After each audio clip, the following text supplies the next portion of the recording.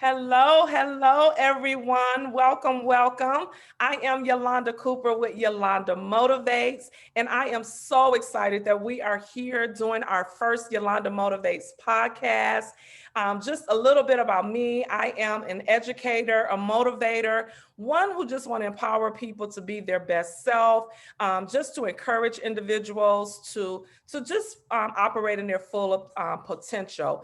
And so I'm very excited about this first podcast where we're going to we're going to go into the education. We all know we've been through the pandemic. We know a lot of things has been happening, but I'm excited about this first podcast where we're going to talk about pushing through the pandemic and knowing there is a next.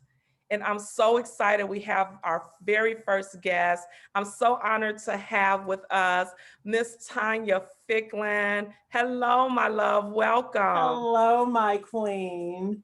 It is so good to have you here. I'm excited that you took time to be with us. I do want to tell the audience a little bit about how great you are. In her humble spirit, I'm just excited to have Tanya.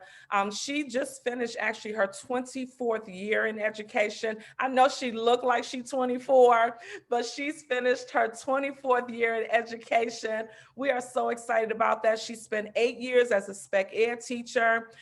She's been a school counselor for 16 years.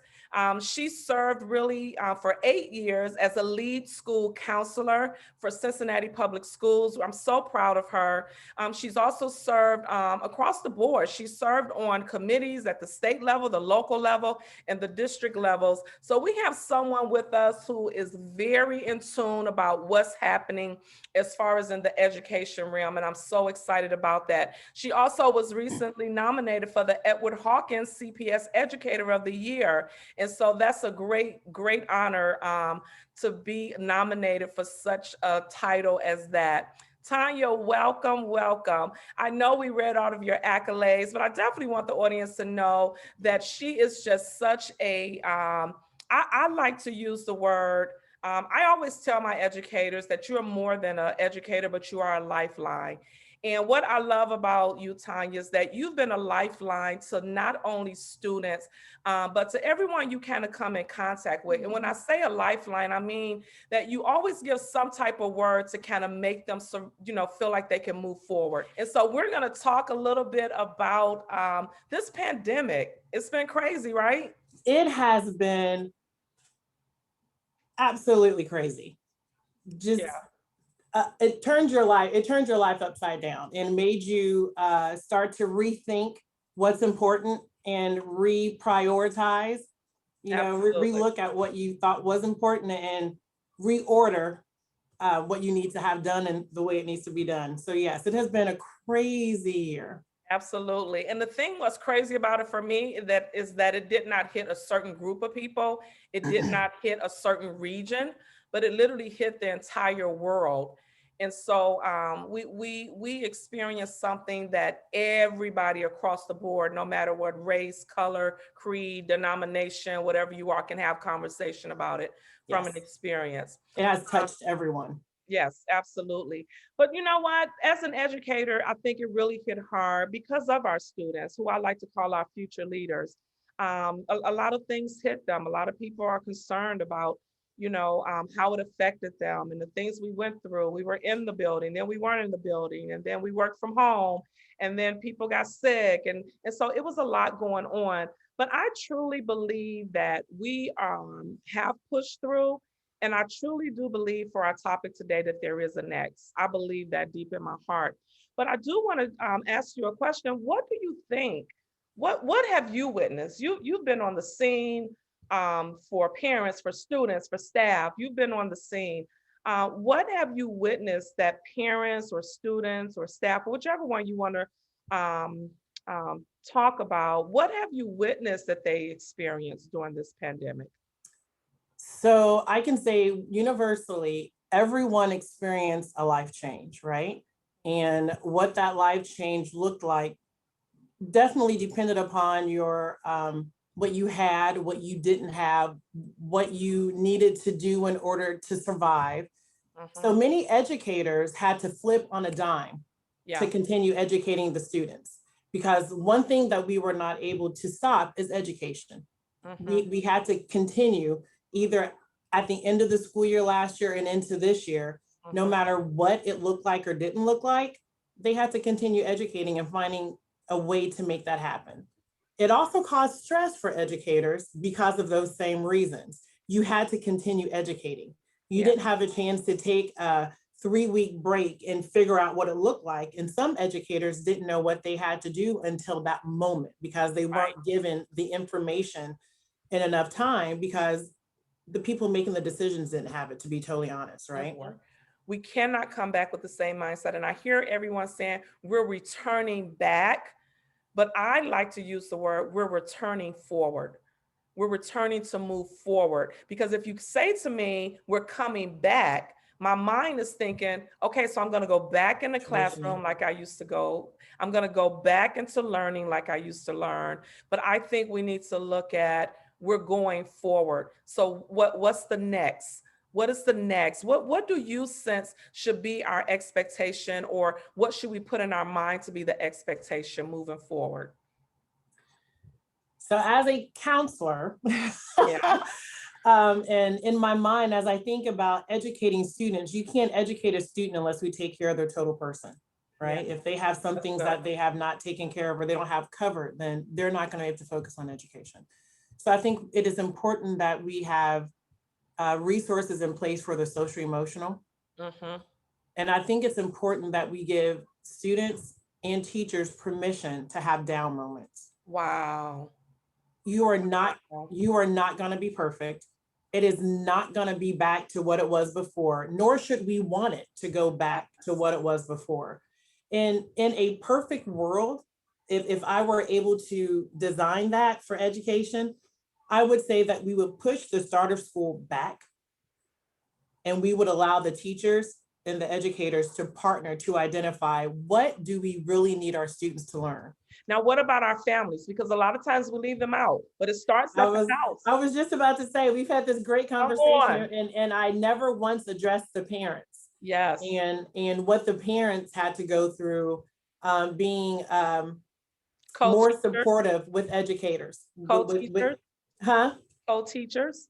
Yes, I like that, co-teachers, and how new that was for parents. But one of the things I appreciated in this was that parents had a chance to see what the educators really went through. Yes. Really go through, you know? It was hard for parents to manage having 4 kids at home. That's crazy. Trying to balance that, or even 2, crazy. Just imagine a teacher doing 25. We need to give our kids credit. You made it.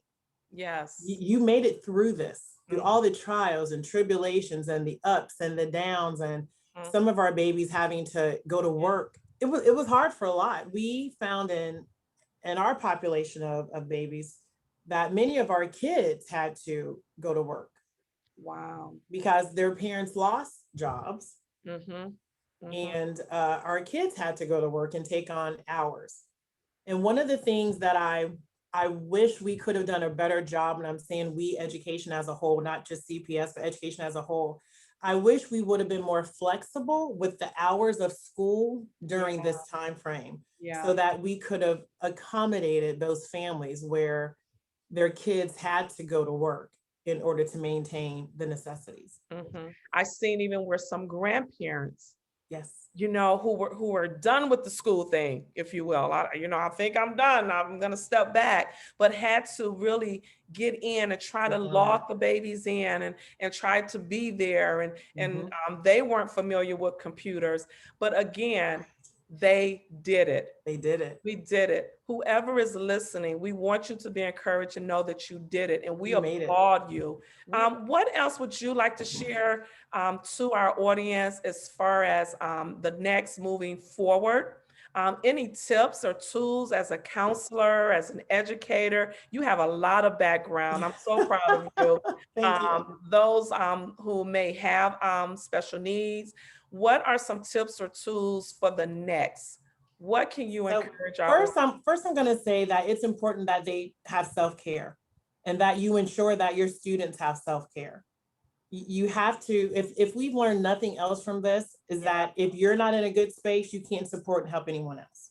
Mhm. So build that in on a regular basis, build in family time, build in individual time, and make sure that your students are doing the same thing. They Wow. have to have that self-care and that time to decompress. They have to. Also partner with your teachers.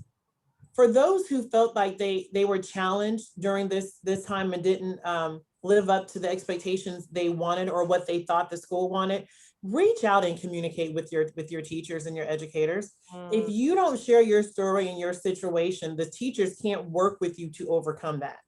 And I don't know any teacher who does not want to work with a student who shares that story and they know that they need that help. I want to encourage teachers only because I'm an administrator. I challenge teachers, connect with your administrators, share what it is that you are, that you have a challenge with, and making sure that your voice is heard so that you can get through.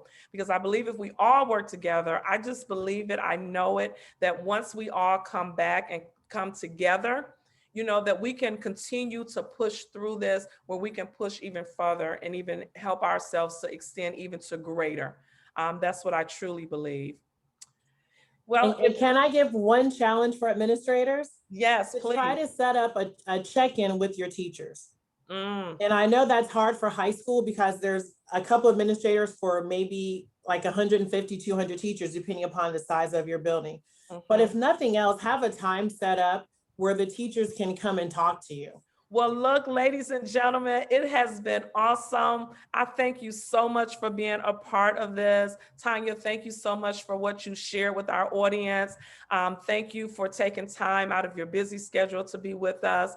And as we move forward, I want to make sure that you are empowered to understand that we are going to fill in any gap that they say that we have, because we're going to show up and we're going to show our students and we're going to show each other how to continue to navigate, because we've been doing it, how to continue to navigate, how to continue to weather the storm, and how to prove that what we've learned is going to be a plus for us. It's not a suffering for us, but a challenge. So I'm excited about the next. Again, Tanya, thank you so much. I appreciate everyone that's tuning in. Please look me up, share the video, YolandaMotivates.com. Here for you. If you have any questions, reach out to me at YolandaMotivates.com. Share the video, share this with another educator. And remember, you are more than an educator, you are a lifeline.